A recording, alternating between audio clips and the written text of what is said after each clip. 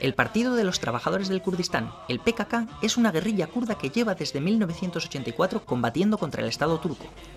Creada con orientación marxista, hasta hace no mucho reivindicaba la creación de un Estado kurdo independiente. El PKK acepta recibirnos en sus bases de las montañas Kandil, en el norte de Irak. La entrevista tendrá lugar de forma clandestina en la casa de un simpatizante. Llegamos de noche y esperamos.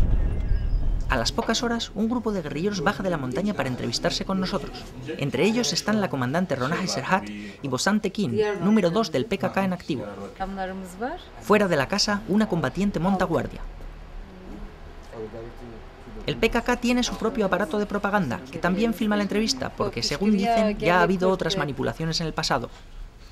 Les preguntamos qué piensan de la iniciativa que el gobierno turco ha puesto en marcha para resolver el problema kurdo. Türk devletinin ve hükümetinin, AKP hükümetinin, Kürdistan İşçi Partisi'ni yani PKK'yi ve onun önderliği Abdullah Öcalan yoldaşı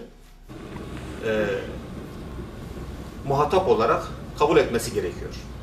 Eğer bir savaş varsa, bir çatışma varsa ki kendileri de 25 yıldan bu yana bu çatışmanın sürdüğünü söylüyorlar.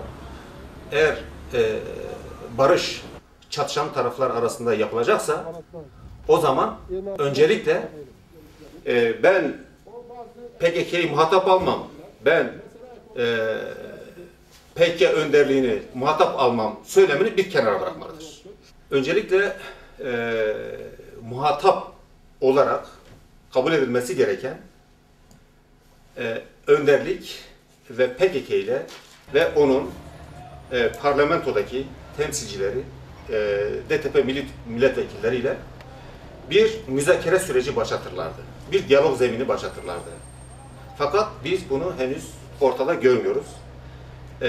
Henüz önderliğimiz ağır tecrit koşullarında tutulmaktadır. PKK gerillası operasyonlarla tasfiye edilmek istenmektedir. DTP'nin 13 Nisan'dan bu yana 14 Nisan'dan başlatılan bir operasyonla birlikte 400 yönetici ve üyesi tutuklanmıştır. Hala bu operasyonlar devam etmektedir. Bir de PKK bir terör örgütüdür. Biz onu asla muhatap olarak kabul etmeyiz söylemini dillendirmektedirler. Peki biz bunun samimi olduğunu nasıl anlayalım? Ya da böyle bir durum gerçekten samimi olabilir mi? El líder del PKK, Abdullah Öcalan, permanece encarcelado desde 1999. El pasado verano presentó un documento, la llamada hoja de ruta, con un programa de medidas para resolver el conflicto kurdo. Sin embargo, dicho documento no se ha hecho público por motivos no esclarecidos. Türk devleti bu yol haritasının kamuoyu tarafından bilinmesine korkmaktadır. Bu nedenle de kamuoyuna açıklamamaktadır. Kim açıklıktan korkar? Kim aydınlıktan korkar? Kim barıştan korkar? Yani çıkarını savaşta görenler, çıkarını yolsuzlukta, hırsızlıkta görenler, çıkarını karanlık işlerde görenler ışıktan korkar, aydınlıktan korkar, açıklıktan korkar ve barıştan korkar. La época de los Estados-nación, nos aseguran, está superada en todo el mundo. La solución al conflicto kurdo puede ser el confederalismo. ¿Ha merecido la pena entonces la lucha de todos estos años? Yes, of course.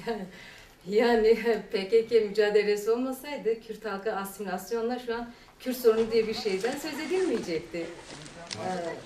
O açıdan PKK Kürt halkının politik bilinci, özgürlük iradesi, halk uyanışı, yani Kürt halkının en temel insani haklarına sahip olarak yaşaması için ortaya çıkmıştır. Yani bunu bir insan da yapmasa kendisini insandan saymaması gerekir. Preguntamos a Bosan Tekin qué medidas deben tomarse para que el PKK deje las armas.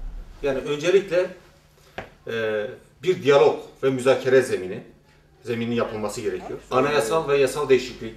Bununla birlikte işte bir takım pratik adımlar, işte koruculuğun lağvedilmesi, Kürdistan'daki özel savaş birimlerinin geri çekilmesi, Hakikatleri Araştırma ve İnceleme Komisyonu, Kürt dili ve kültürü üzerindeki bütün yasakların ortadan kaldırılması, serbestçe ve özgürce siyaset yapmanın önündeki engellerin kaldırılması, önderliğin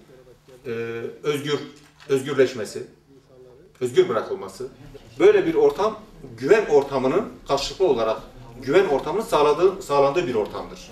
Yani böyle koşullar hiçbir arkadaşımızın silah taşımaya ihtiyaç duymadığı koşullardır. Böyle bir ortamda da, böyle bir ortam sağlanması durumunda da biz silah bırakmaya hazırız.